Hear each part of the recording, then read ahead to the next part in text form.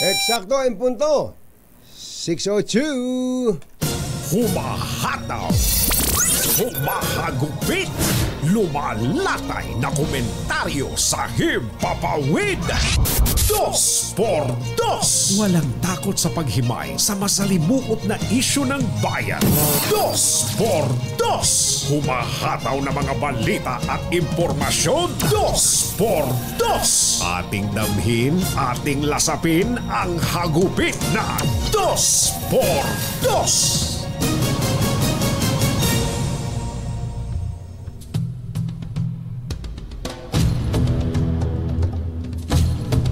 Isang super body ang binuo ni Pangulong Bongbong Marcos upang palakasin at isulong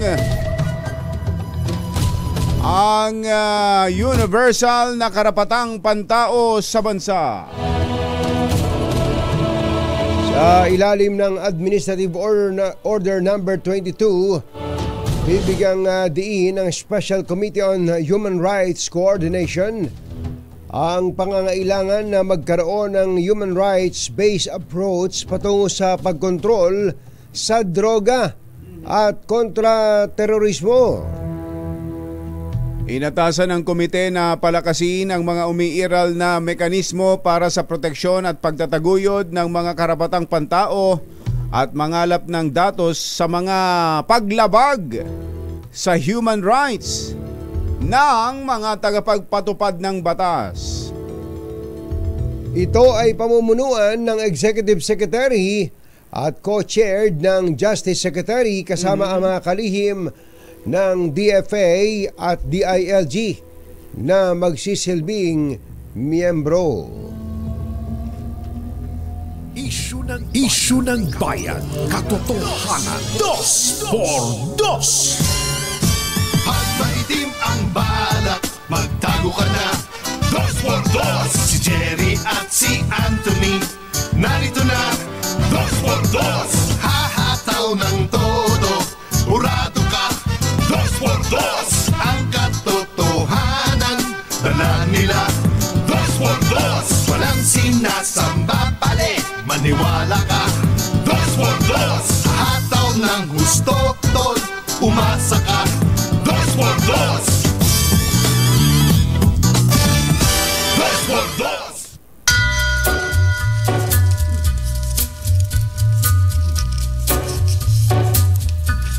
Hi, hi, hi.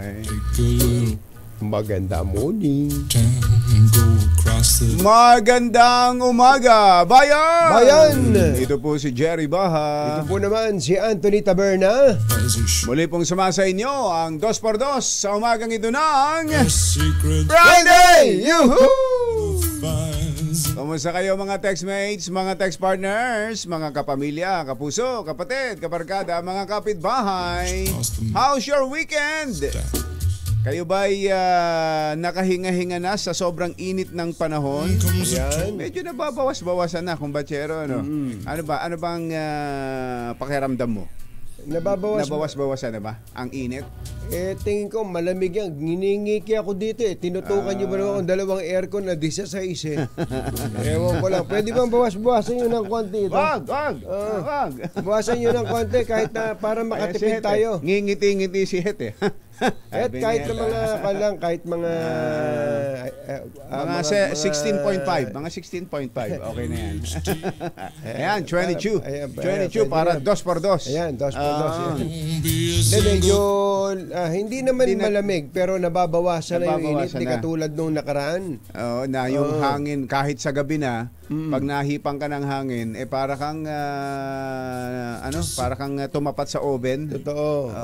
Nababawas. At kahapon nga dito sa ilang parte ng ilang bahagi ng QC ay umulan. Ayan, ayan ay biyaya, lalo na sa mga halaman natin na tuyot na. Yung mga ganyang pag-ulan, naku, tuwan-tuwa yung may mga halaman. Totoo. Nakatipid na sila sa tubig, naginhawahan pa ang kanilang mga halaman. Ang laking bagay ng ulan ngayon, kumbatsero. Saka ang bilis sumipsip ng tubig ng lupa. Ng lupa. Talaga. Oo. Kaya nga ang Sabik na pinakamainam. sabik, kumbatsero, ang lupa. Oo, sa Oo, tubig. Sa tubig. Oo, kaya nga ang pinakamainam kung magdidilig ka gabi o kaya madaling araw, yung early morning para hindi makaagaw ng halaman yung lupa. Yun. Ganon kalakas. Eto ayon ho sa Pag-asa, 6 na istasyon nila ang nakapagtala na ng all-time high temperatures. Oo. Ayun, siguro patapos na tayo Tapos diyan. na. By June daw, mag-umpisa na yung tagulan. Oo. Hindi ba madi-delay? Hindi ba magpapatumpik-tumpik muna ang tagulan? Dati kasi Mayo pa lang talagang tagulan eh. Yung mga padulo ng Mayo, pero ngayon mga June, so delayed na nga. Delayed na nga. Oo, magtutuusin, no. Tiis-tiis pa rin tayo. Naku, ano ba itong nagitla naman ako dito sa banner story ng Tempo. Ano yan? Teenage boy kills half-bro. Sus Mariano kain doon, no. Oo, sa Cebu City. Oo. 14 anyos na bata pinatay, killed his half-brother by smashing his head Naku po, Sus Mariano. with a rock Bato. before drowning the victim Pinukpok ng bato sa ulo bago ito Nilunod. lunurin. while they Nilunod. were swimming in the sea in Lapu-Lapu City. Para pa lang si Matindi ito, ano? Kainat Abel yan eh. Kaya lang half bro Matindi. lang, half bro. Oo, mukhang teka, ano ba ang nangyari din eh? Oo. Sundan sa pahina 2. The drowning of the 5-year-old boy was initially reported as an accident. Ang pagkalunod ng 5 taong gulang na bata, ang lalaki ay unang iniulat na aksidente. But what really happened was discovered through the boy's 7-year-old brother who witnessed the incident. Pero Ayun. nadiskubre lang ang totoong nangyari nang magkwento na yung isa pang kapatid, yung 7 taong gulang na kapatid. Ito palang 14 anyos kumbatsero, madalas na mapagalitan talaga sa kanilang ng kanilang tatay sa bahay at mukhang may problema. May problema itong 14 anyos. Oo. Mukhang ang napagbalingan niya dahil siya laging nakakagalitan yung mas nakababatang kapatid. Maliit 5 na years kapatid. old lang eh. Sus Mariano kain doon. Ay nako, Dapat nangyayari na sa pagka atin. ganyan. Actually, medyo mahirap pa ang ganyang mga sitwasyon, kumbatsero. Yung magkakasama yung magkapatid sa yung mga half brothers or half sisters. Mahirap talaga yan. Marami na tayong kwentong narinig diyan. Sa umpisa siguro, parang ayos-ayos pa dahil nababantayan. Pero habang tumatagal, nagkakaroon ng pagkakaiba ng pagtrato. Ayan, totoo Diba? yan. Oo. Nagkakainggitan, nagkakaselusan. Yan doon sa mga anak. Sa mga bata. Madalas din nagkakaroon din ng problema doon sa stepfather o kaya stepmother. Yung madrasta kung tawagin. Yung madrasta. Doon pa lang sa pangalan ng madrasta, parang pag lumamalupitan ka na eh. Madrasta. Madrasta. Sa babae yun. Sa babae. Pag lalaki, Sa lalaki, ano? madrasto. Pag mamalupitan ka, pag susungitan ka nung madrasta, hindi ka pakakainin. Ganon, di ba? Di ba kaya nga yung iba kong batsero, Lagi ka nakakatikim ng kurot. totoo, may ganyan. Para hindi makita, pag kung lalaki, kung hindi ka man papaluin, sisikmuraan ka. Ayan, oo. Para walang marka. Kaya may hirap talaga kung batsero. Kaya yung iba, sinasabi, kapag ka ikaw ay may mga anak, ikaw halimbawa ay isang byuda, isang byuda, tiisin mo na lang, wag ka nang mag-asawa. May mga ganun kumbatsero. Para hindi na makaranas ng ganong kalupitan o ganong sitwasyon ang iyong mga anak. Lalo nga kung may mga anak ka. Buti sana kung wala ka namang anak. Sa babae yun. Sa babae. Sa lalaki naman, madalas ay ang nagiging problema, inaabuso. Inaabuso yung mga, diba? Lalo kung babae yung yung anak. Naku, grabe. Ganyan ang nagiging buhay sa atin. Ano? Pero wag kayong mag-alala at meron din tayong good news. Ano ba yan? Ang presyo ng mga produktong petrolyo ay meron hong malaking pagbaba bukas. Ayun! Ayan, no? Higit 2 piso raw ang ibababa ng gasolina. Bring it on! Aba, ayos yan. Ang diesel kaya? Ang diesel kaya? Ilan? Mababa yata diesel, walang piso. Kulang? Kulang piso. Ganun. Pa-check nga, Check mo nga, Yuel. Magkano? Patingin nga. Kaya anong gagawin dapat ngayon, kumpatsero? Kung bukas merong big time oil price rollback. Pag narinig ni Bailon ngayon, na birthday ngayon. Ngayon mismo. Ngayon ni birthday ni Bailon ngayon, magpakarga na tayo. Sabi niya. Magpakarga na tayo. Magpakarga na tayo. Dahil bilisan bababa bukas. Big time oil price rollback. Yun talagang palagay ko. Galit sa pera yun eh. Galit sa pera mo. Galit sa pera ko eh. O kaya kasosyo ka ng mga oil companies. Ito ang diesel ay liit lang pala. Wala nga palang piso. 50 to 70 centavos ang pwede raw ibaba. Pero ang gusalina, 2 piso. 2 piso hanggang 220. At ang gas ay 70. Ayun. Pwede lang pala. Wala naman tayo. Hindi tayo magtatampo dyan. Basta rollback. Okay tayo dyan. Yun. At mga kumpatsero ng bayan, Katunying at Ka-Jerry. 2 por 2. Oras po natin. Mr. Jalomtang, Lakyam Chapsihon, 6:14 ng umaga. ACS Balita. Susunod na. Balita!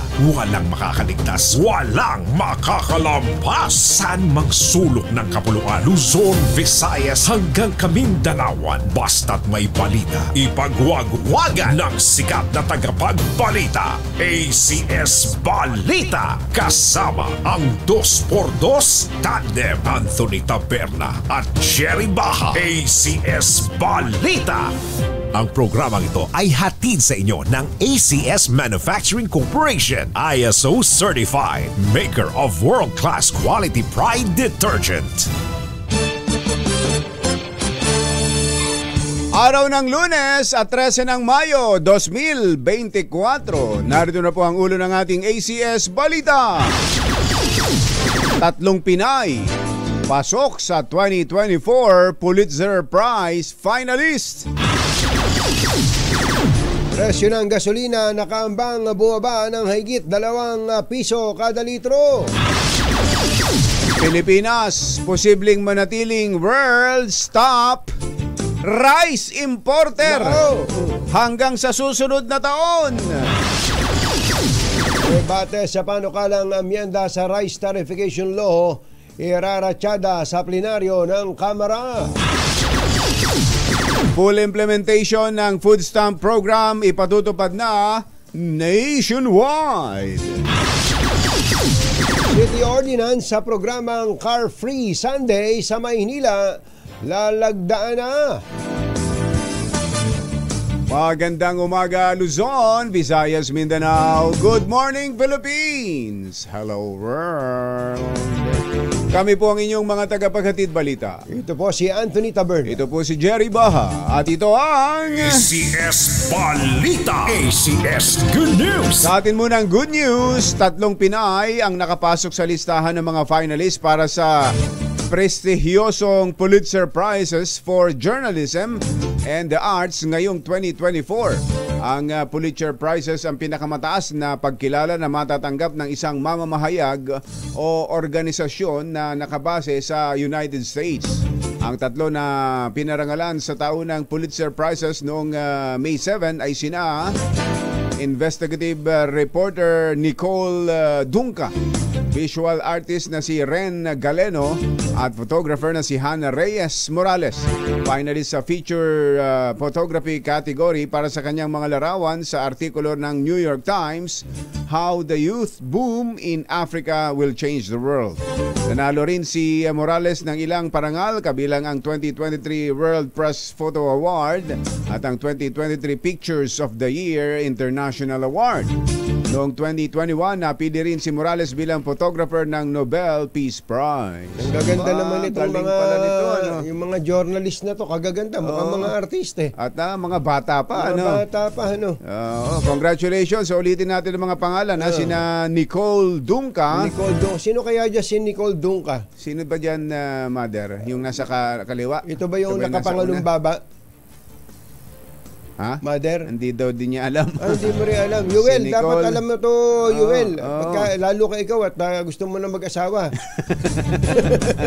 Si Nicole Dunca, si Ren Galeno. Ren Galeno, At yung nasa gitna siguro yun. si Hannah Reyes. Si Hannah siguro yung nasa dulo. Sombrero. Oh, yung nakasombrero. Kababata pa nga, kumbatsero. Magaling pumitik tong mga to. Magaling, magaling. Baka gusto nyo sumali sa 2024 Pagcor Photo Contest. Ang tema nun, Harvest Time. Harvest Time. Ayan, Ayan ang mga taga-TV natin. Mabilis kumilos. Mabilis, Oo.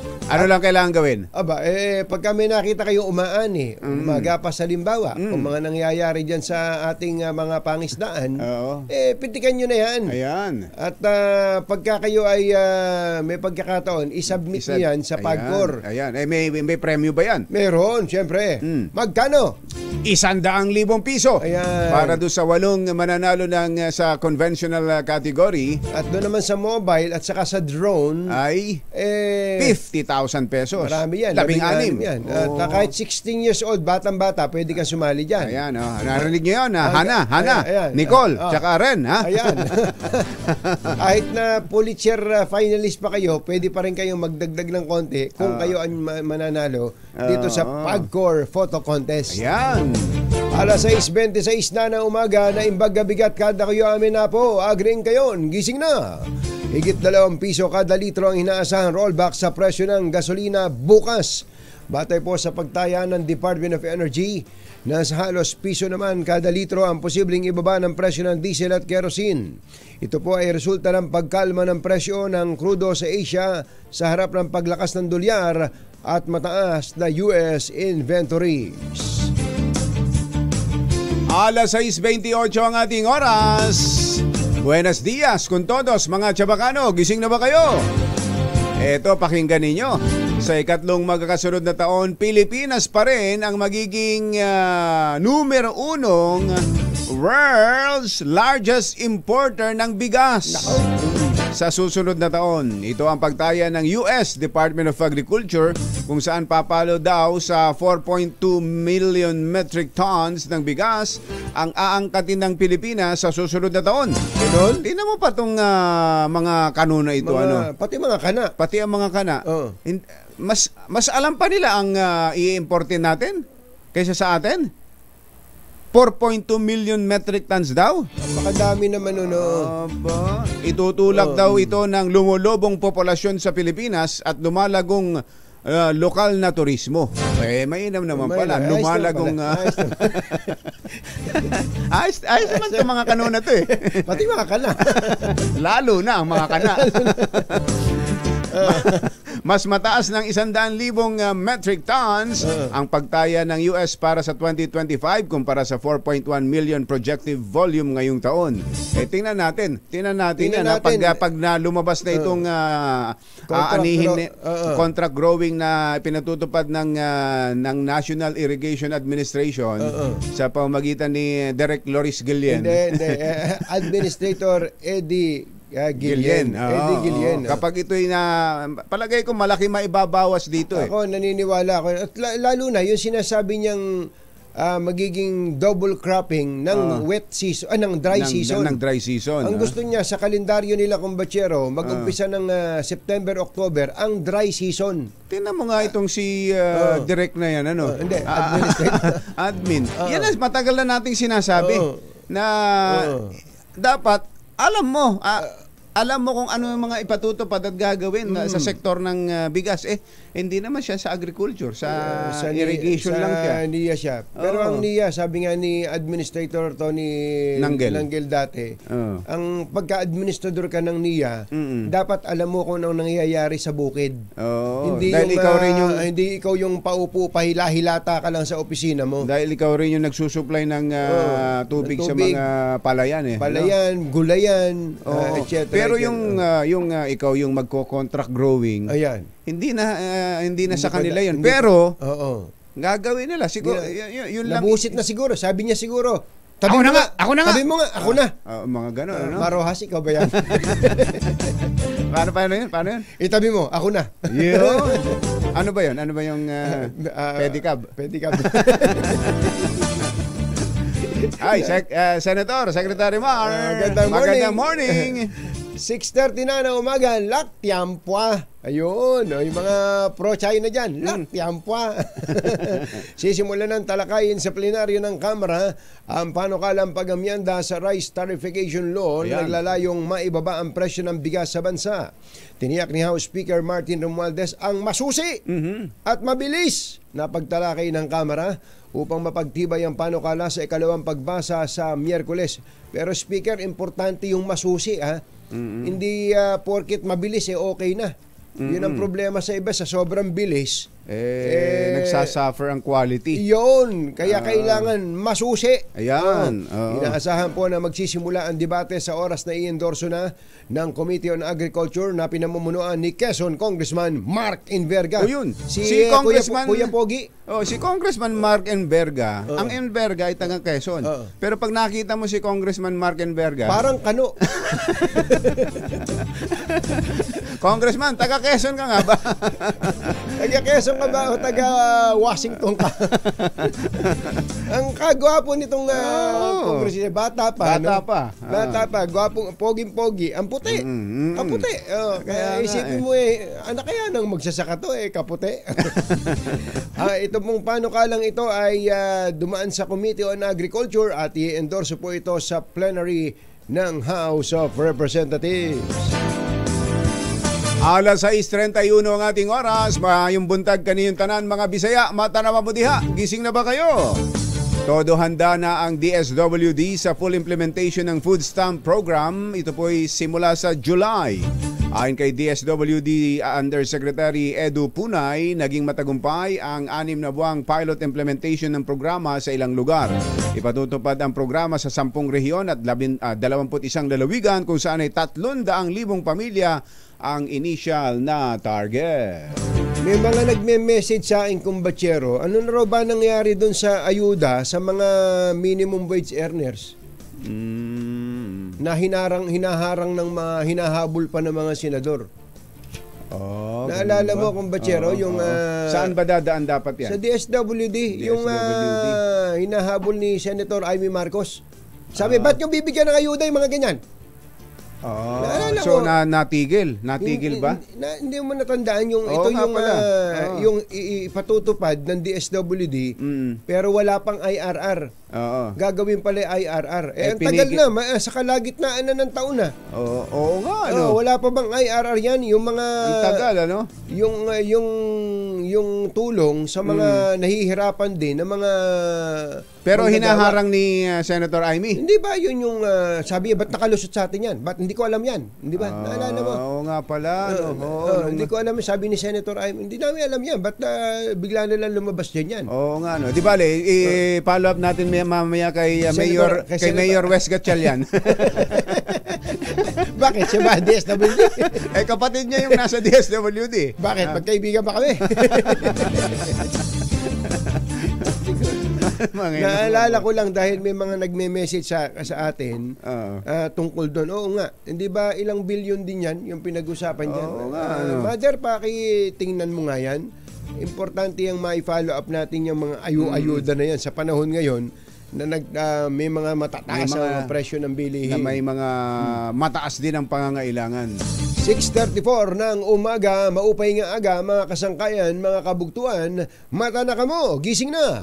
Inaasahang lalagdaan na ni Manila Mayor Hani Lacuna ang City Ordinance Number 9047 na nagpapatibay sa programang Move Manila o Car Free Sundays by the Bay na formal lang sisimulan sa Mayo 26. Sa ilalim po ng ordinansa, ang kahabaan ng Rojas Boulevard mula Padre Burgos Circle hanggang Quirino Avenue ay itatalaga bilang car-free zone.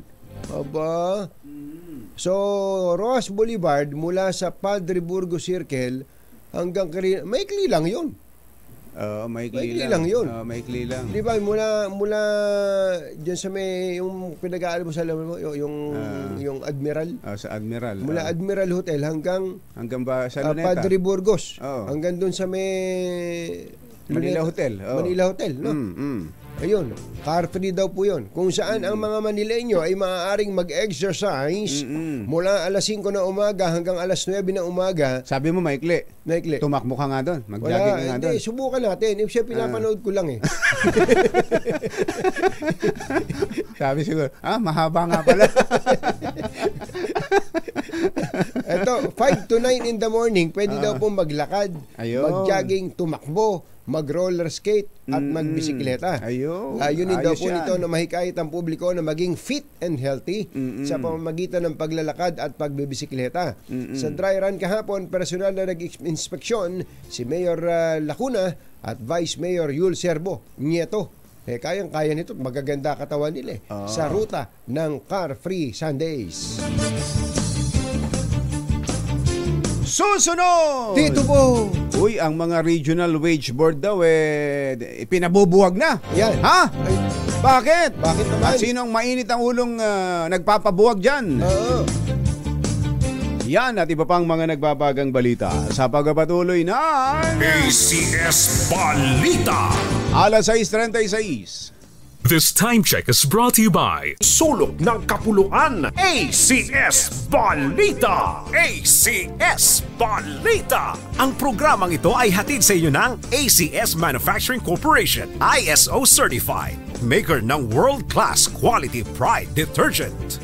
Hi! Maganda morning. Anong araw today, kumbachero? Today is Laundry Day, Pride Day. Yuhu! At pag Laundry Day, Pride Day, all you need is Pride Washing Machine Detergent. May triple stain away formula kaya tanggal ang makapit, madikit, malupit na dumitmadya kaya easy ang labada. Kaya pala mula noon hanggang ngayon, all you need is Pride. All you need is Pride. ACS. Kasama ang 2x2 Tandem Anthony Taberna at Jerry Baja. ACS Balita. Alas 6:42 ang ating oras, ipinabubuwag ng ilang mambabatas ang mga Regional Tripartite Wages and Productivity Board. Iminungkahi ni Gabriela Party List Representative Arlene Brosas na buwagin na yung mga yan at gawin ng national at hindi regional ang minimum wage upang maging pantay ito at matugunan ang mga pangangailangan ng mga Pilipino. Nanawagan si Immigration Commissioner Norman Tansingco na kagyat na pagbuo ng interagency action sa gitna ng dumaraming Chinese students sa bansa. Nagugat ang panawagan sa umanay dagsang Chinese students sa Cagayan. Iniling ni Tansingco sa CHED, chair ng Interagency Committee on Foreign Students, na magsagawa ng high-level meeting sa mga miyembro nito upang maging malinaw ang papel ng bawat ahensya sa pagpayag sa mga dayuhang mag-aral sa Pilipinas. Yun. Buti nga yun, nag-aaral dito eh. Yung mayor daw ng Bamban Tarlac, walang record ng pag-aaral eh. Sabi ni pero naging mayor. Rizon Tiveros, pero naging mayor. Mayor, ano alam nun? Guo. Yung first name? Alice Guo. Alice Guo. Mayor Alice Guo. Ang ating oras, Lakyam, Shapsahon. 6:43 ng umaga. Pero sa ngayon, kumbachero, ibang mayor muna ang kakausapin natin. Ang mayor ng Valenzuela. Kung hingi tayo ng update dun sa, palit ulo scam. Palit ulo. May warrant na pala na inilabas yung husgado sa mga, ano ba yun, mga top officials nung husgado? Nung ospital. Ay, nung ospital? Nung ospital. At bakit ba ginagawa nung ospital yon? Si Mayor Wes Gatchalian, nasa linya na natin. Magandang morning, Mayor. Happy Monday morning, Ka Jerry at Ka Tuning. Happy Monday morning. Apo. Sariwa-sariwa si Mayor. Mukhang maaga kayong nakaligo doon sa mobile shower, Mayor. Medyo naging patok yung mobile shower natin, Jerry. At ang haba-haba ng pila na ngayon, araw-araw. Walang bayad yun ha. Baka may naniningil doon. Walang bayad. Nakalagay nga, free eh. Wala naman po. Pero KKB lang ho ang sabon at tuwalya at shampoo. Kanya-kanyang dala lang ho. Ayun, mainam. Ilan ho yun? Ilang ganun ang iniikot nyo dyan, Mayor? Dalawang truck ho yun. Isa ho para sa District 1, isa para sa District 2. At sa isang truck, merong 4 na shower at 4 na toilet. Hindi ho ba nagkakahiyaan yung mga nagsha-shower, Mayor? Jerry, ano naman yun, nakasara naman talaga ho yung pinto. So, siguro yung nakita nyo po sa video ay for purposes lang of sa pagkuha ho ng mga footage, kaya nakabukas ho. Pero usually may privacy ho yun, may lock ho yun. Meron kasi kung naalala kong Bachero, yung shower room ng mga sa dorm, male dorm naman. Male dorm, puro mga nakahubo yan, ano? Nagkakahiyaan din, nagkakahiyaan. Kaya lang, merong ibang nagsashower sa male dorm, hindi na naasikaso yung pagsashower niya, kundi yung panonood na lang sa shower ng katabi niya. Kaya pala, hindi naman tunay na lalaki. Ayun. Ganun. Kaya tinanong ho ni Kumbachero kung hindi ba nagkakaya. So may mga enclosed naman pala yan, Mayor. Opo, enclosed ho yun. 4 na pinto ho yun. So siguro nagkataon lang yung footage po habang hina-highlight namin ay nakabukas yung pinto. Pero nakasara ho yun.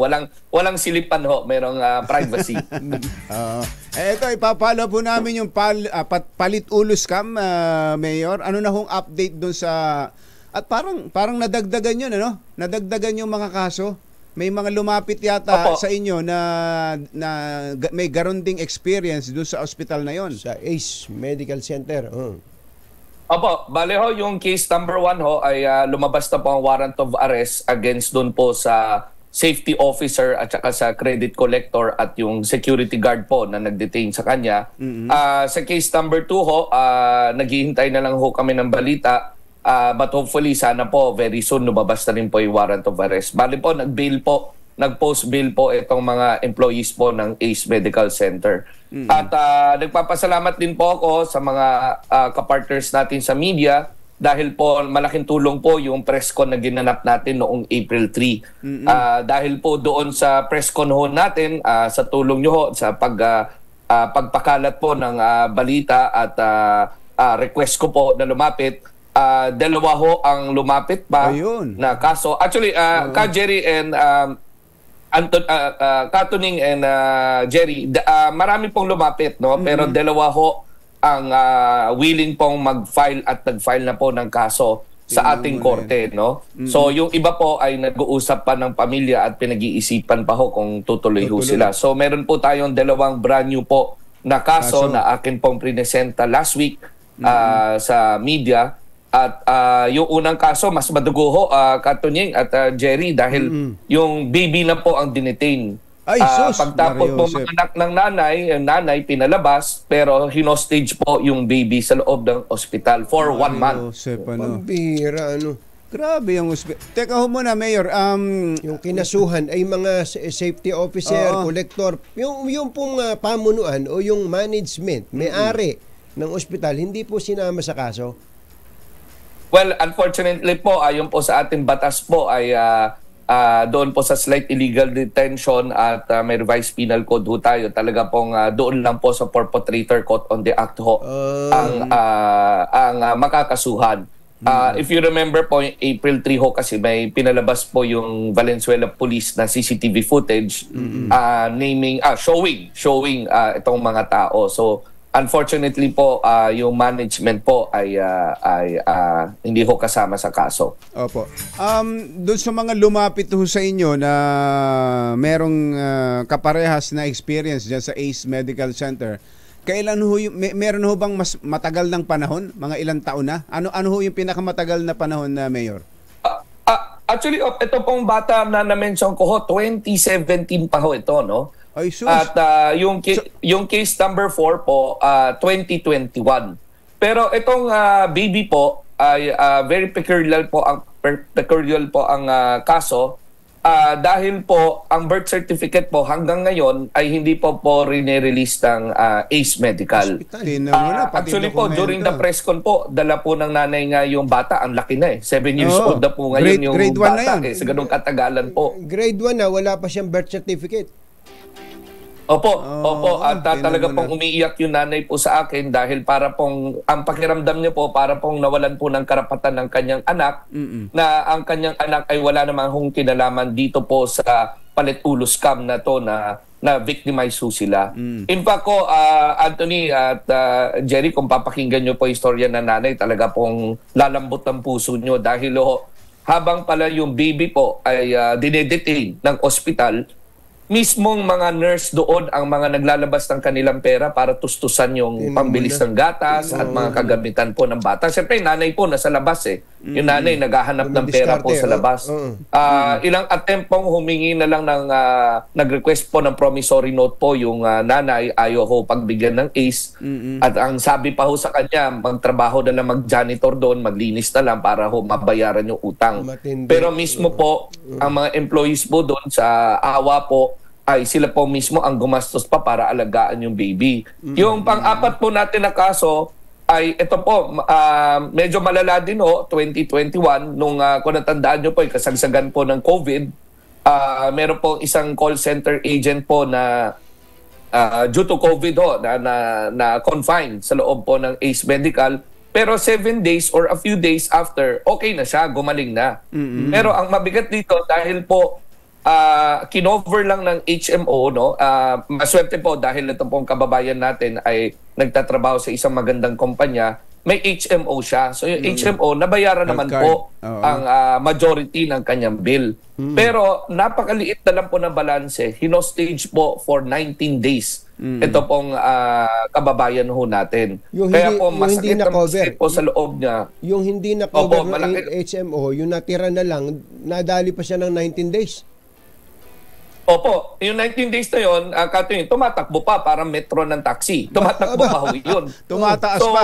talaga pong aping-api ho to. Aping-api ho siya. Grabe po yan. Hindi, pero Mayor, naintindihan po namin yung dun sa criminal aspect, siguro, dun sa illegal detention, ay hindi mananagot yung ospital o hindi makakasuhan yung may-ari ng ospital. Pero ano po ba pwedeng gawin yan? Di ba pwedeng mag-file ng civil case laban doon sa ospital mismo? Pwede naman, ang una pong hakbang na pag-agrihan ho namin kasama po ng victim, pagtapos po ng press con natin last April ay pumunta po ako kay Secretary Ted Herbosa, nakipag-ugnayan po sa DOH. At ang DOH kasi ho ang nagbibigay ng lisensya po for these private institutions to operate. So yun ho ang ginawa ko ho. Ako po yung nagsulat at nakaharap ko po si Secretary din. At yun po ang hakbang na ginawa ho namin na talaga ho ay hopefully ho DOH na lang ho magdesisyon kung tatanggalin ba ho ang kanyang lisensya or papa-operate pa rin ho sila dito sa aming lugar, no? Okay. Dahil medyo sa akin po as mayor, very limited rin po yung kakayanan po ng lokal na pamahalaan ho pagdating po sa mga ganitong bagay. Pero the criminal case ho ay tuloy naman ho ito at ang pamilya pong dalawang victim nito talaga pong ilang taon since 2017 ay binuhat nila sa kanilang puso ito. At talaga pong nagpasahong mag-file sa Office of the Prosecutor ho namin. Ang pangyayari nito, Kumbachero, ang pangyayari ay sa Valenzuela lamang. Pero ang dami po nitong sangay sa iba-ibang lugar. Pag dumadaan ako sa Skyway, may nakikita ako Mandaluyong. Mandaluyong, isang mataas na building. Sa gawing kanan. Hindi ba kayo nagtanong-tanong din, Mayor, sa DOH, kung meron nagreklamo sa kanila from other branches, other branches ng ospital na ito? Well, Katuni, hindi na ako kailangan magtanong. After ho ng press con natin, may lumapit na po na taga Bulacan, may lumapit po na taga Cebu. At naniniwala ho ako pag sa tulong nyo ho at saka sa akin pong request na lumapit ho sila, marami pong lalapit pa rin na may similar stories ho, no?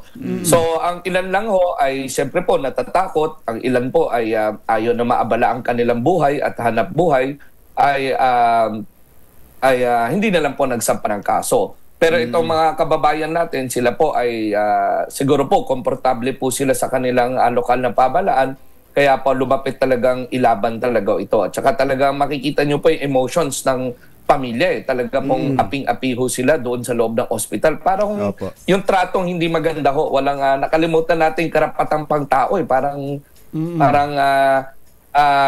itong hospital, yung ACE, alam nyo po, ayon po doon sa mga corporate papers na pinakuha ko ho, ito po yung pag-aari ng group of doctors. Hindi naman po ito negosyante, international medical firm. Ito po ay nagsama-sama ang mga doktor para ho magtayo ng ganitong facility. In fact po, napaka-successful po sila dahil buong Pilipinas po, napakaraming branches sila.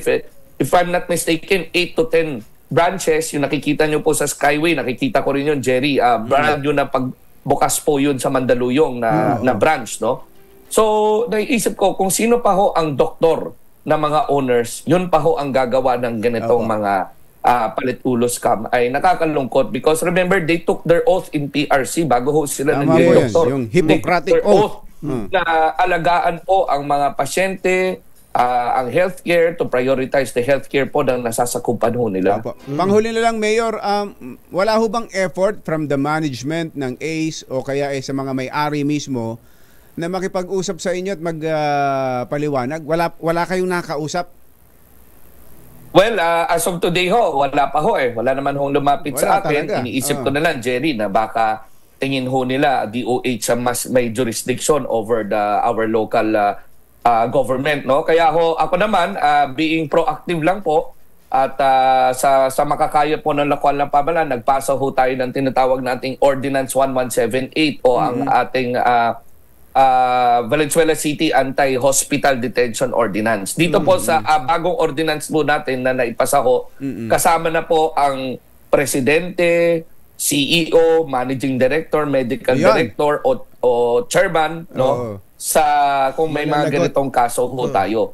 At kasama na rin po Jerry at Katuning ang mga private rooms at non-private rooms, no?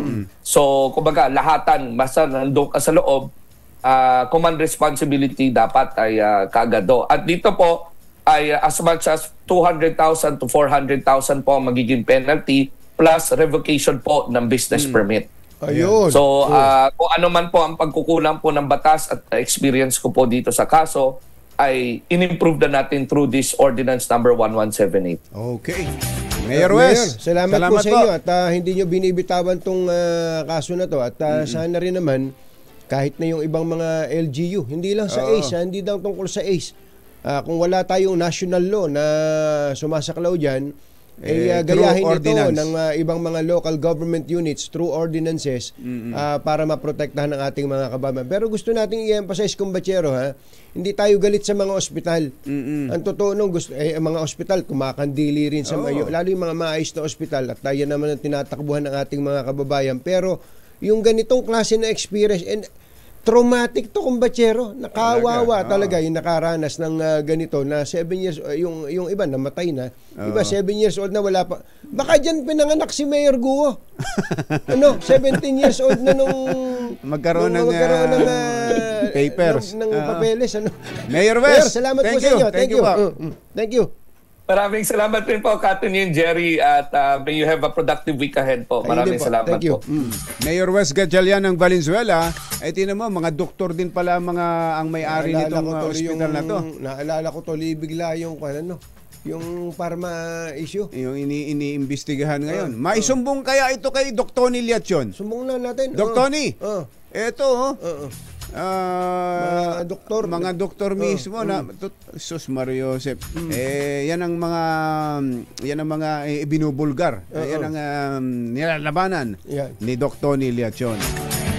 Kasama ang 2x2 Tandem Anthony Taberna at Jerry Baja. ACS Balita.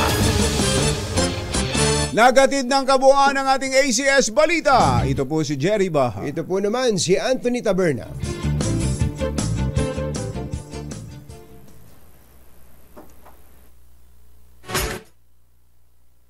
Balitang makatotohanan, balitang maaasahan. ACS Balita. Ang programang ito ay hatid sa inyo ng ACS Manufacturing Corporation, ISO certified, maker ng world-class quality Pride detergent.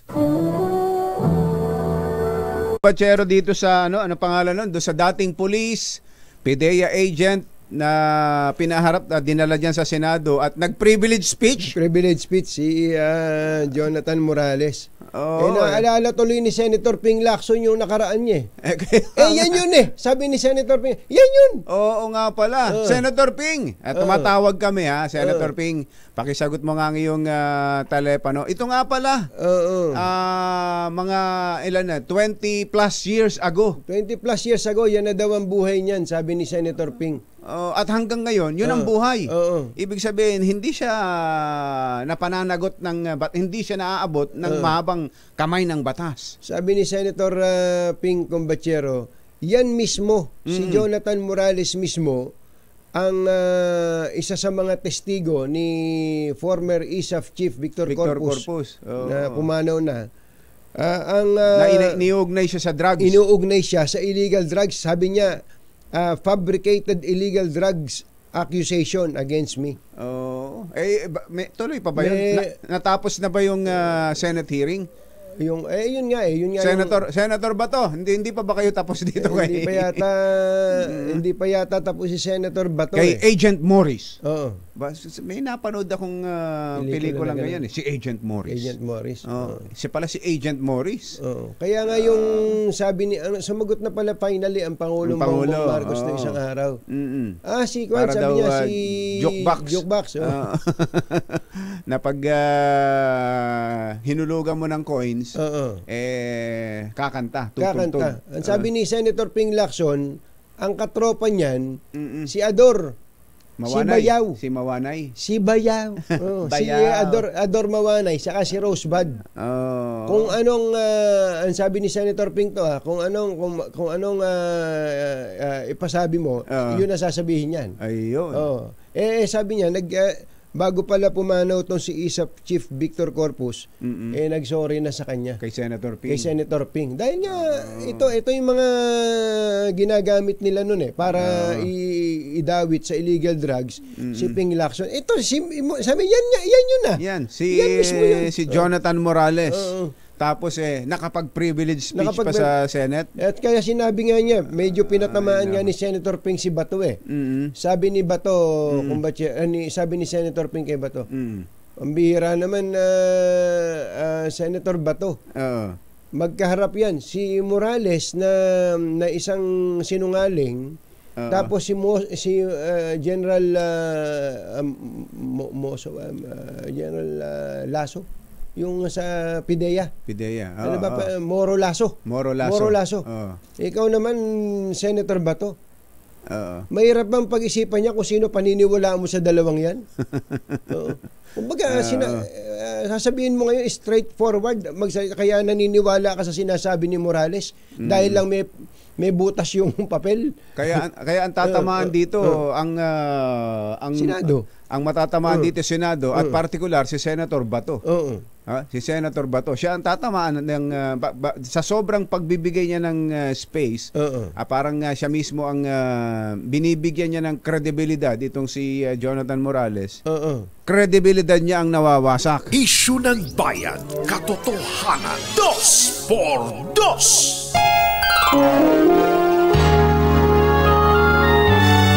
Kauna-unahan sa Pilipinas. NBC Manila Broadcasting Company. DZRH. Member, kapisanan ng mga broadcaster ng Pilipinas. Member KBP, oras! Kapopoy, 11 minuto na makalipas ang 7 ng umaga. Balitang bagong-bago. Balitang dapat alam mo. Balitang magdadagdag ng talino. Dahil bagong impormasyon. Makibalita. Unang-una sa DZRH. Pangunahing balita. Kasama ang 2x2 tandem nina Anthony Taberna at Jerry Baha. Araw ng Lunes at 13 ng Mayo 2024. Narito na po ang ulo ng ating mga pangunahing balita. Nasa likod ni dating PIDEA Agent Morales o Agent Morris sa PIDEA leak, hubaran ngayon ng maskara ng Senado. Chinese newspaper nagbunyi sa panalo ni Banban Mayor Guo noong 2022 elections, viral sa social media. Dating economic advisor ni dating Pangulong Rodrigo Duterte ipatatawag sa investigasyon ng Kamara. 5 taong gulang na bata pinatay ng half-brother sa Lapu-Lapu City. Tatay arestado sa panggagahasa sa 3 anak. 48 couples na matagal nang nagsasama kabilang sa nagpakasal sa mass wedding sa Taguig City. Magandang umaga Luzon, Visayas, Mindanao. Good morning Philippines. Hello world. Kami po ang inyong mga tagapaghatid balita. Ito po si Anthony Taberna. Ito po si Jerry Baha. At ito ang Pangunahing balita.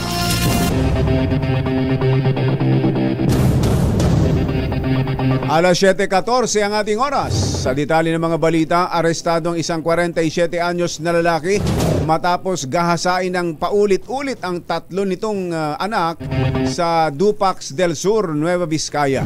Ayon sa report ng PNP, ilang beses na ginahasa ng suspect na kinilalang si alias Mario, ang kanyang 15 anyos na anak na babae na ang huli ay nitong nakaraang taon lang. Bukod dito, ginagahasa din umano ng suspect ang kanyang pangalawang anak na babae mula pa nung 9 na taong gulang pa lamang ito. Itong nakaraang taon lang din ay ginahasa din ng suspect ang kanyang bunso. Nasa kustodiya na ng Dupax del Sur Police Station ang suspect at naharap sa mga kasong panggagahasa. Kaya happy ng Dupax sa Nueva Vizcaya. Happy ng Hindi pulis. nabanggit kung sino. Colonel o Major. Oo. Hawakan yung mabuti. Hawakan niyo mabuti. Baka mang-agaw yan. Ha? Oo. Baka mang-agaw Tumakas yan. ng baril yan. Ha? Patay ang isang 5 taong gulang na batang lalaki matapos hampasin sa ulo ng bato at lunurin ng sariling kapatid sa Lapu-Lapu City, Cebu. Ayon sa pulisya, posibleng napagbuntunan ng galit ng half-brother dahil sa madalas na napagsasabihan ng stepfather itong kanyang nakababatang kapatid. Ang 7 taong gulang na kapatid na siya rin kasama niya nang mangyari ang krimen ang nagsumbong sa mga otoridad. Sa ngayon ay nasa pangangalaga na ng DSWD ang suspect na binatilyo. Nasa 48 mag-asawa, kabilang isang 71 anyos na lolo at 77 anyos na lola ang ikinasal Aba, sa isang mass wedding sa Taguig. Pinangunahan ni Mayor Lani Cayetano ang mass wedding na ginanap sa Dalupang Covered Court sa Barangay Central sa Signal. Signal Village. Signal Village. Isa sa kumuha ng atensyon ng mga tao ang pinakamatandang ikinasal na sina Leopoldo Llames Masaga, 71 anyos, 71. at 67 anyos, 67, na si Virginia Pagaduan mula sa Barangay Ibayo, Tipas. Hinagiliwan din ng mga tao ang magkasintahang ito pala mga picture na sina Ruben Mabago at Lita Disor na nagpakasal pa rin sa kabila ng nagdaang 42 taon na pagsasama. Ayan, sila pala yan. Ayan, ayan. Ito siguro si Tatang. Si Tatang, 71 years old. si Tatang Poldo. Tatang Poldo. Oo, ayan, Lubos na nagpasalamat naman na may kinasal sa oportunidad na ibinigay sa kanila ng city government ng Taguig. Pinagpepiestahan ngayon online ang isang Chinese newspaper na nagbunyi sa pagkakapanalo ni Banban Tarlac Mayor Alice Guo noong 2022 elections. Kung itatranslate daw po ang Chinese characters nakasulat sa isang ad ng pahayagan na binati nito si Guo bilang unang alkaldeng Chino sa Pilipinas. Nakasulat dito na unang Chinese-American mayor. Pakibasa mo nga, kumbachero, kung ano yung nakasulat. Ito, si Guo, ang unang Chinese ang unang Chinese-American mayor sa kasaysayan ng Bamban na may 16,000 votes. Lumabas ito sa May 12, 2022 issue ng World News, isang Chinese newspaper na nakabase sa Binondo, Maynila. Matatandaang kino-question sa Senado ang pagkatao ni Guo at ang posibleng pagkakasangkot nito sa isang pogo na sinalakay sa Tarlac dahil sa illegal na aktibidad. Pero yung Chinese newspaper sa Binondo. Sa Binondo yan. Talagang ginagawa naman yan. Walang masama naman dyan. Totoo yun, kumbachero. Meron na talagang ganyan na newspaper sa Binondo ng Chinese community. Akala ko naman, kumbachero, itong Chinese newspaper na nagbunyi. Sa Benjing. Sa Benjing nakabase. Hindi, meron po talaga yan. Meron talaga. Pumunta po kayo dyan sa Binondo. Marami, may mga publication Dati po nga, dyan. nasusuplayan ako ng kopya niyan, kumbachero Binabasa mo ba? Totoo yun. Yung mga federation. Halimbawa, yung mga pangyayari sa federation, yung Federation of Filipino-Chinese Chamber of Commerce. Meron po yan. Huwag po kayong mag-ala. At ito namang inangguluhan ng ganyan yan. Masyado namang eto, tinan mo. Nang-aano ka Ang sulat lang na nababasa natin yung pangalan, Alice Leal Guo. Tapos lahat ay Chinese character na. Meron ho talagang ganyan dyan sa Binondo.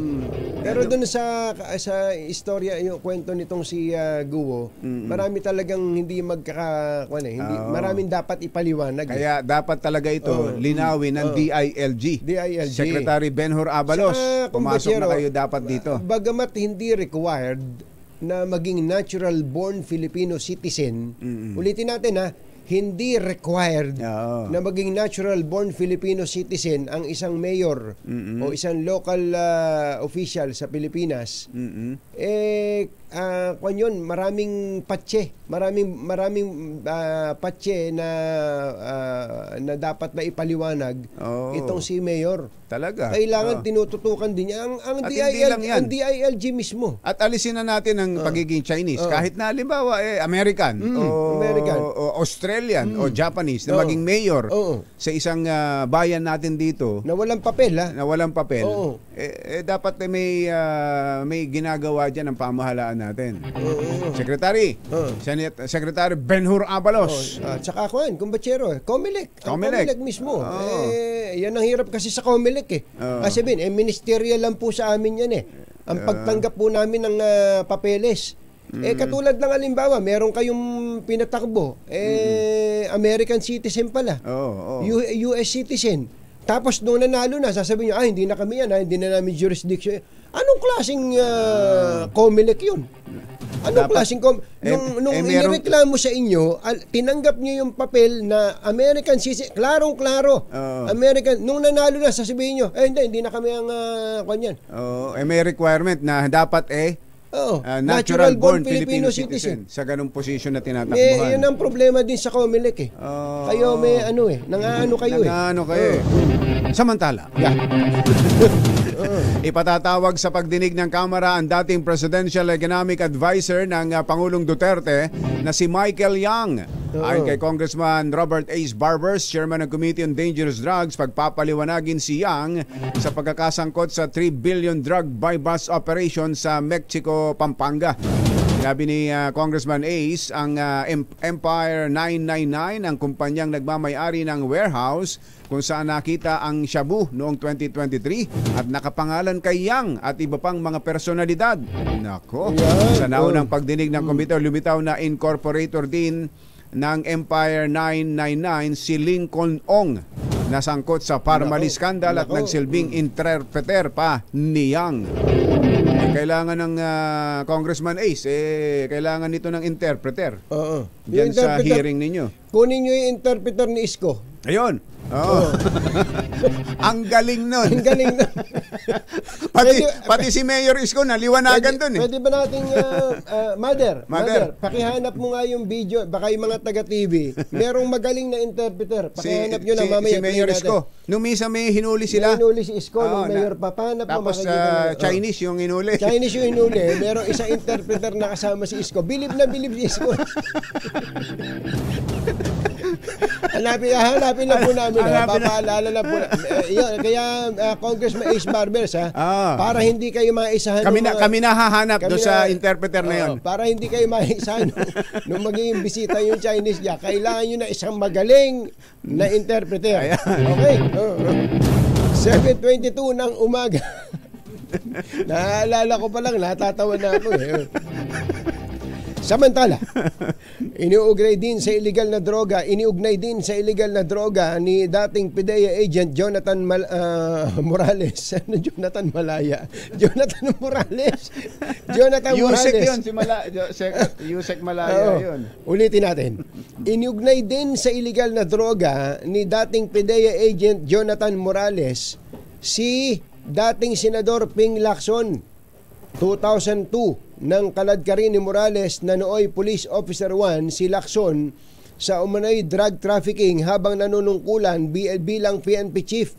Kabilang si Morales at dating anti-narcotics agent Mary Ong o Rosebud sa mga witness ng gobyerno sa anti-narco politics campaign nito. Sa kanyang social media post, naglabas ng larawan si Lacson, nina Morales at Ong kasama ang isa pang witness sa Senate hearing noon na si Antonio Marquez at tinawag ang mga itong jukebox gang. Una na rin, ito kasama si Ador dyan si Ador Mawanay, kumbatsero. Una na rin tinawag ni PBBM si Morales na profesional na sinungaling at kakantahin at kahit na ano, basta tuhulugan lang ng pera. Ngayong araw ay ipagpapatuloy ng komite ni Senator Bato de la Rosa ang investigasyon. Meron pa pala. Pero sabi po sa balita ni Mother, huhubaran daw po ng maskara. Sino? Ng Senado si Morales. Kung sino ang nagbayad sa kanya kaugnay ng PIDEA leaks. Ayun. Susunod! Dito po. Sino itong comedian actress na ngayon lang daw humingi ng tawad sa ginawang pambabastos sa mga pulis at sa ilang kalalakihan dyan sa Makati noong 1 taon? Yan! Parang kilala ko yan Nagsimula sa pagkabata ito na nung huli kong makita, malaki na pala. Yan at iba pang mga nagbabagang balita sa pagpatuloy ng Pangunahing balita. alas 7:25. This time check is brought to you by At Ire-recommenda po natin kay Congressman Ace Barbers. Kinokontak na ho ni Mother para matulungan naman ang House Committee on Dangerous Drugs sa kanilang investigation na gagawin kung saan ipahaharapin itong si Michael Yang. Michael Yang. Sa bagay, nung panahon pa ni Presidente Digong, may mga iba-ibang issue nang ibinabato sa kanya. Kaya lang, siyempre, gaya nga nung lagi natin binabagit, iba yung akusasyon lang Kapag nag-akusa ka lang ng kulang-kulang, wala yun. Mahirap yun. Wala Babalikan ka. Humanda ka. Pag ikaw ay binalikan. Ito hong si Presidential Advisor Michael Yang, tinan niyo na, naging Presidential Advisor na hindi man lang marunong at makaintindi ng wika natin. Isip-isipin niyo yung mabigyan siya ng ganung posisyon sa pinakamataas na posisyon sa pamahalaan. Sabihin pang wala siyang sweldo ron. Sabihin pa. Pero yung he wields. Yung calling card lang nun. Tama, may calling card ka na nakalagay, Presidential Advisor. Matindi na yun. Ang tabihan na nun yun, nire-ready na natin at ipagpapaalam din natin kay Mayor Isko na yun ire-recommenda natin sa House Committee on Dangerous Drugs. Eto na sila! Metro Manila ngayon. Alas 7:32 ang ating oras. Metro Manila ngayon. Eto na ang salimbayang report ng ating mga RH reporters. Unahin natin ang pinakabata na nandito sa Santa Cruz, Maynila. May buhol-buhol daw, nakawad ng kuryente. Delikado yan, ha? Maaaring pagmula ng sunog yan. Doon. RH29, Boy Gonzales. Come in, Boy! boy! Anthony, napalitan na yung isang posteng konkreto na bumagsak matapos na sumabit ang isang truck na sa mga kable sa Ronquillo Street. Ay sos, Mariosep. Pinapanood namin dito yung video mo, boy. Ay grabe, daig pa ang pansit, ah. Daig pa ang isang bandihadong pansit. Ang tindi naman yan, ano? Grabe. Iba't ibang cable company to. At yung pansit hindi lomi, kundi sotanghon. Suwatanghon. Ang dami. Grabe, ano? Sumabit yung truck at naperwisyo yung connection ng telepono, internet sa mga residente. Ganun mangyayari Kausap ko kanina si Barangay 306 XO. Jose Esguera. Nakakabit na to yung Sabado pa ng hapon hanggang kahapon tuloy-tuloy ang gawa ng mga taga-telco. At yung isang poste na bumagsak ay napalitan na rin ng konkreto at yung isang poste naman na kahoy nakatagilid. Pero meron nang inilagay na isang poste konkreto para mamaya daw ay aayusin na raw to. At yung mga kable ay nandito pa sa gilid ng bangketa ng Ronquillo Street. At ayon kay XO Esguera, may mga internet, mga consumer pa rin ng mga internet, hindi pa rin, wala pa rin connection ng internet as mga PLDT. At nung Sabado na madaling araw, nangyari to, kaya isinara pa samantala itong naturang lugar.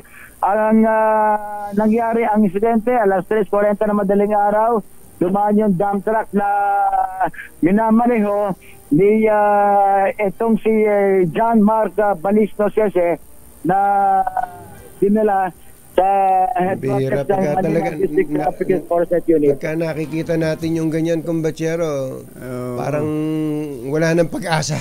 Talaga. Walang ka na ng pag-asa eh. Yung bang simple, ang totoo nun, simple ito eh. Kung mag-uusap-usap yung mga Meralco, Telco, lahat, yung cable provider, ang dali-dali naman sana yan eh. Kung aayusin, kung gustong ayusin. Kung gustong ayusin, ano? May mga nawalan ng kuryente, boy? Wala na mga nawalan ng kuryente, mga telco lang daw, yung mga cable, tsaka tsaka internet.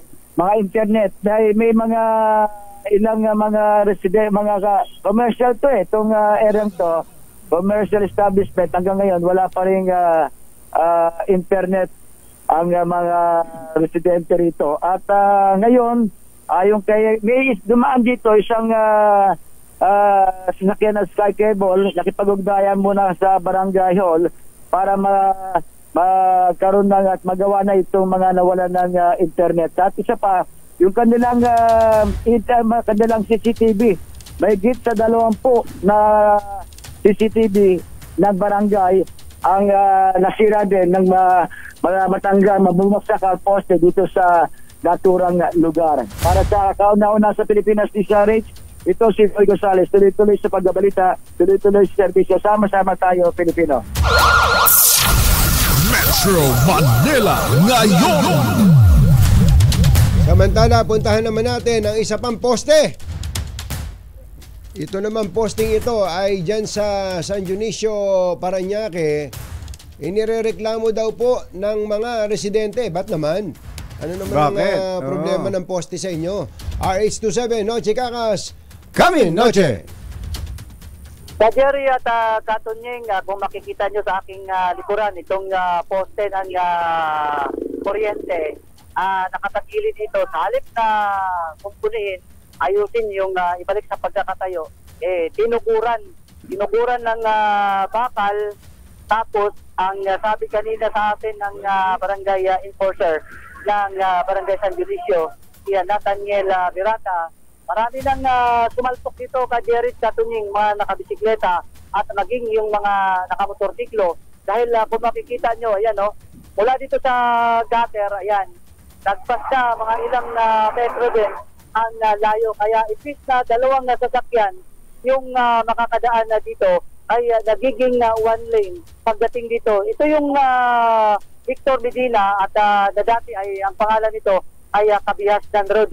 Kung nanggagaling ka sa may dito sa may Quirino Avenue all the way papuntang Sukat, ito yung makikita ninyo. Yung mga galing naman ng airport papuntang dito sa may Kabihasnan, dito madadaanan nila. Kaya yung isang barangay enforcer na si Nathaniel Garata ay sana daw may matanggal na ito para tuluyang makakadaan o maluwag na nakakadaan yung mga sasakyan papunta dito sa may Coastal Road. Karamihan mga dumadaan dito ka Jared Katunying, yung mga nag-uopisina papuntang Makati, papuntang Pasay na dumadaan ng Coastal Road.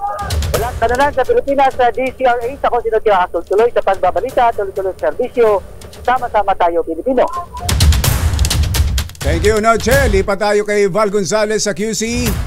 Ano ito? Pagsisimula sa panguhuli sa mga hindi nag-consolidate. Umpisa na pala. Umpisa na. Uhulihin na ba? Uhulihin na talaga? RH5, Val Gonzales. Come in, Val! Jerry Anthony, itong aking nasa likuran at ang nasa aking harapan ay ang tuloy-tuloy na pamamasada ng mga pampasaherong jeepney, traditional at mga modern jeepney dito sa bahagi ng elliptical road dito sa Quezon City, papasok ng Commonwealth Avenue at paikot. So, itong mga jeep na ito ay pawang mga consolidated na bumibiyahe sa iba't ibang mga ruta patungo sa Fairview, papunta ng Cubao at iba pang lugar dito sa lungsod ng Quezon. Ngayong linggo na, Jerry Anthony, yung pag-arangkada sa pagpapatupad ng panghuhuli sa mga unit ng PUJ na hindi sumama sa consolidation. Ito'y dahil itinuturing na ng Land Transportation Franchising Regulatory Board na kolorum na ang mga tumangging sumama sa consolidation process na bahagi ng Transport Modernization Program ng pamahalaan. At dahil pawang mga sumama sa consolidation ay wala nang kolorum na bumibiyahe dito sa lugar na ito. At kanina kausap ko itong ilan doon sa mga super ng jeepney na at tinanong ko sila kung dapat bang hulihin yung mga hindi sumama sa consolidation. Pakinggan natin itong Mang Ritel Evangelista at Mang Dada, awang mga miyembro ng Aguila Transport Corporation. Sa ruta ko natin, lahat na. Okay. Kasi bali dalawang yun, sa likod ko. Napatanggal na ng presidente namin yung mga kulor. Kapag ka meron. So, ibig sabihin nalilinis. Wala po tayo magagawa. Yung po binigay sa kanila. Basta po kami nakakonsolidate. Kabilang Jerry Anthony doon sa mga binigyan ng karapatan na manghuli bukod sa mga tauhan ng LTO at LTFRB ay ang mga tauhan ng Philippine National Police maging ang mga tauhan ng Metropolitan Manila Development Authority. At batay sa uling record na nilabas ng LTFRB sa bilang doon sa sumama sa consolidation na process na bahagi ng Transport Modernization Program ay 81.33% sa buong bansa. Katumbas ito ng mahigit 160,000 mga unit ng jeepney, mga modern at mga traditional sa iba't ibang lugar sa ating bansa. Sa ngayon ay wala pa namang mga law enforcement agencies na nagsasagawa ng operasyon o panghuhuli doon sa mga itinuturing ng kolorum ng jeepney, pero ayon sa LTFRB, asahan na yan sa susunod na mga araw. Mula rito sa kabaan ng Elliptical Road, dito sa Quezon City. Para sa kauna-unahan sa Pilipinas, DPRH, ako naman Val Gonzales, tuloy-tuloy sa pagbabalita, tuloy-tuloy sa serbisyo. Sama-sama tayo, Pilipino. Metro Manila ngayon. Isa pa. Mula QC, lipat tayo ng Pasig. Kumpachero. Yung daw pong Lanusa Avenue sa Pasig ay kukumpunahin. Sira pala yun. Alamin niya natin ang balita kung gaano katagal kukumpunahin mula kay RH52 Edniel Parosa. Come in, Edniel! Jerry at Anthony, sa pagdaan ng DZRH News dito, pareho tayo ng tanong. Sira pala ito, itong Lanao sa Avino.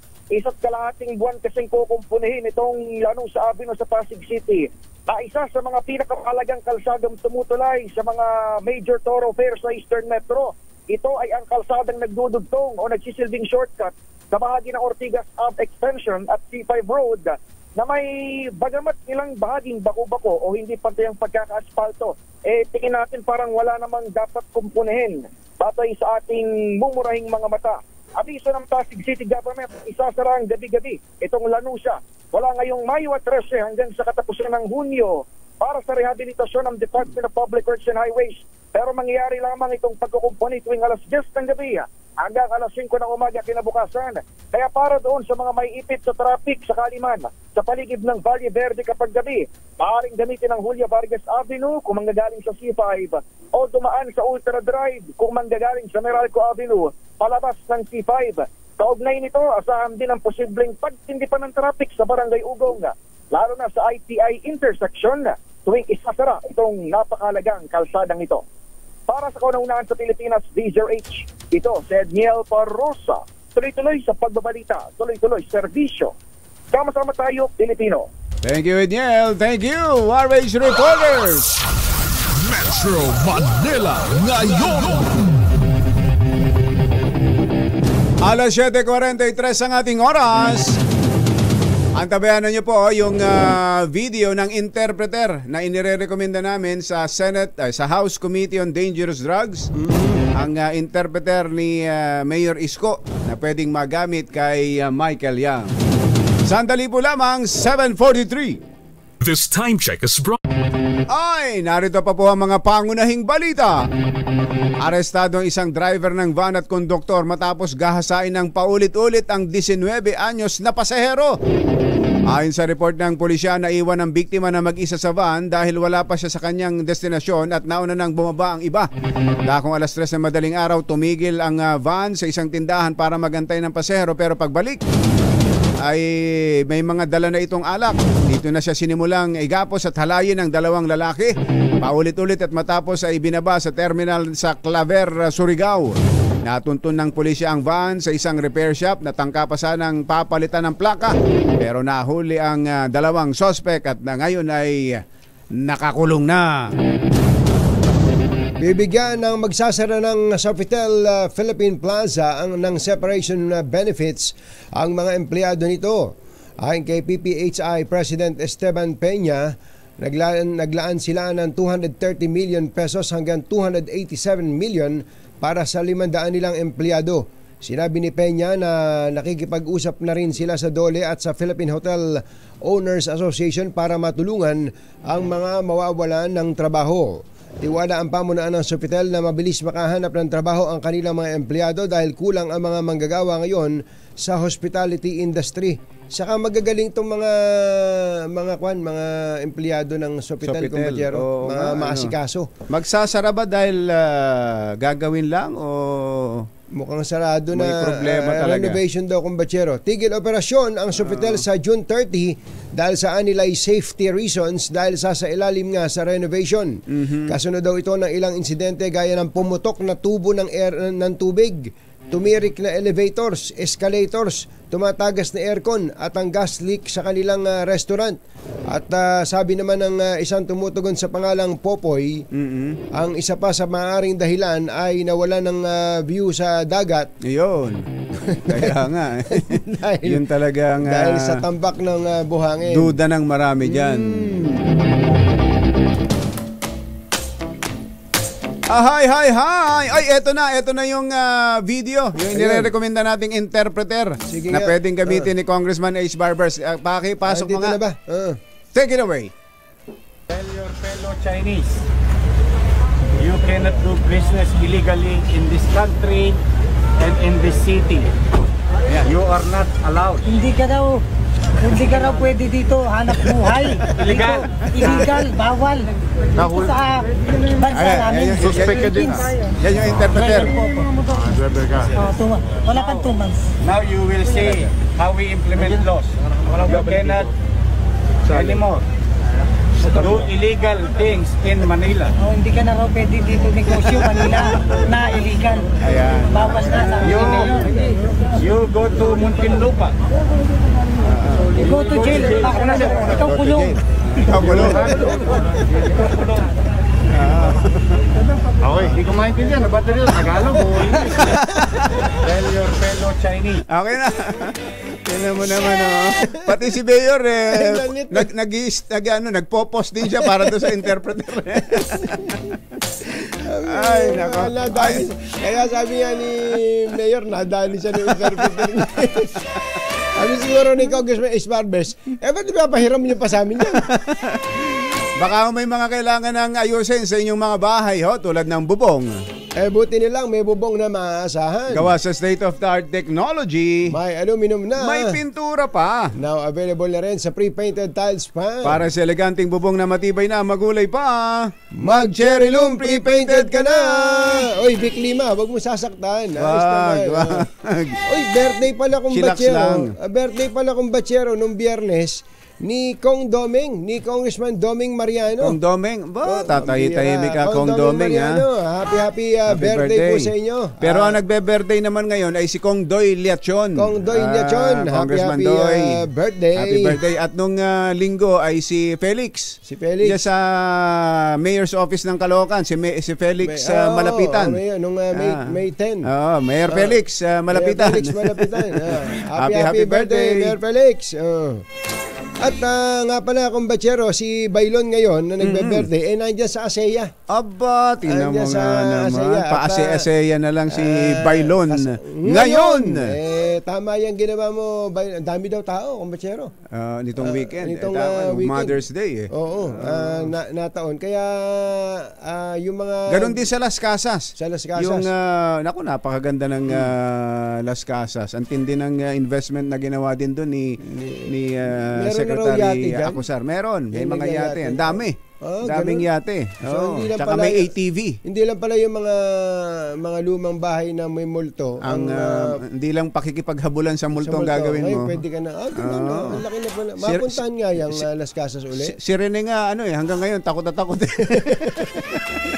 Oy, kung pupunta po kayo ng Las Casas o kaya ay ng ASEA dyan sa Subic, pwede nyo pong subukan ang Cherry Tiggo 5X Pro Hybrid. Nako, yan po ay napakatipid. Ayos, Kuya Romel Sitin, magandang morning. Thank you.